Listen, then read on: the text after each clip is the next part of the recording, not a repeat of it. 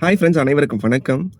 உண்மையிலேயே இந்த உலகத்தில நமக்கு மோட்டிவேஷன் குடுக்கறதுக்குன்னு பார்த்தீங்கன்னா, நெறைய பேர் இருப்பாங்க. ஃப்ரெண்ட்ஸா இருக்கலாம், ரிலேட்டிவ்ஸா இருக்கலாம், நம்மளோட அப்பா, அம்மாவா இருக்கலாம், ஆர் டீச்சர்ஸா இருக்கலாம், இல்ல நெறைய லீடர்ஸா இருக்கலாம், லெஜண்ட்ஸா இருக்கலாம். எவ்வளோ பேர் இருந்தும், ரீசென்ட்டா ஒரு ட்ரெண்டிங்கான ஒரு மோட்டிவேஷன் போயிட்டுருக்கு. யாருன்னு பார்த்தீங்கன்னா, ஒரு லெஜண்ட்ன்னு தான் சொல்லணும்.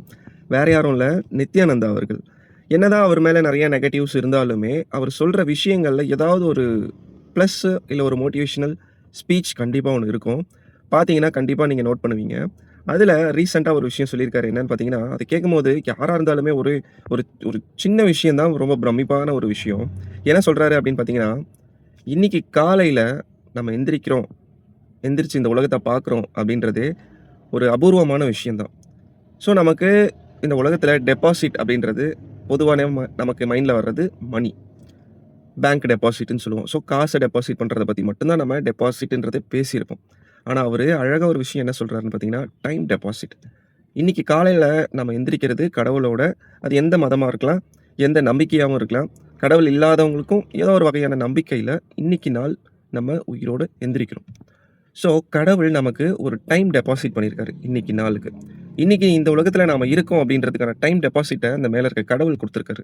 அது எவ்வளோ நேரம் குடுத்துருக்காருன்னு யோசிச்சு பார்த்தீங்கன்னா, எல்லாருமே ஈஸியா 24 ஹவர்ஸ் அப்படின்னு சொல்லிருவோம். ஆனா 86,400 செகண்ட்ஸ் அப்படின்னு நொடிகள்ல நமக்கு ஞாபகப்படுத்தியிருக்காரு நித்யானந்தா அவர்கள்.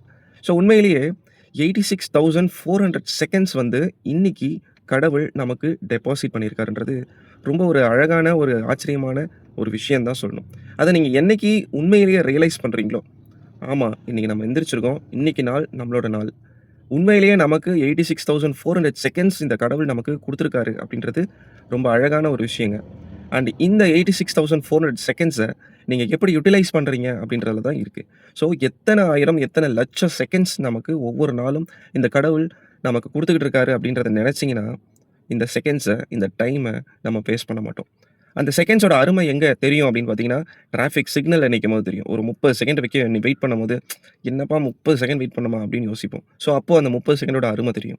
ஒரு ட்ரெயினையோ, ஒரு ஃப்ளைட்டையோ பிடிக்க போம்போது, அந்த 1 நிமிஷம் இருக்கு பார்த்தீங்களா? அந்த 1 நிமிஷத்தோட வேல்யூ நமக்கு புரியும். வேக வேகமா போவோம். "இன்னும் 1 மினிட் தான் இருக்கே, சீக்கிரம் போய் அந்த ட்ரெயின பிடிக்கணும். சீக்கிரம் ஃப்ளைட்டுக்கு போர்டிங்க்கு டைம் ஆச்சு." அப்படின்ட்டு ஓடுவோம்.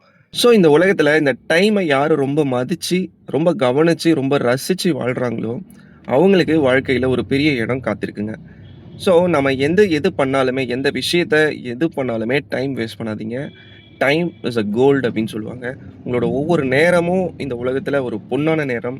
ஸோ, எதுவா இருந்தாலுமே நல்ல விஷயத்துக்காக, நல்ல செயலுக்காக உங்களோட நேரத்த செலவிடுங்க. கெட்ட விஷயத்துக்கு, தீய விஷயத்துக்கு பின்னாடி போவாதீங்க. ஏன்னா, இந்த கடவுள் இந்த 86,400 செகண்ட்ஸ நமக்காக குடுத்துருக்காரு. அத மத்தவங்களுக்கு ஹெல்ப் பண்றதுக்காக பண்ணுங்க. உங்களுக்கு நீங்க ஹெல்ப் பண்ணிக்கிறதுக்காக பண்ணுங்க. யாருக்கும் நெகட்டிவா இருக்காதீங்க. நெகட்டிவ் தாட்ஸ பரப்பாதீங்க. நெகட்டிவ் விஷயத்த ஷேர் பண்ணாதீங்க. நல்ல விஷயத்த பேசுவோம்.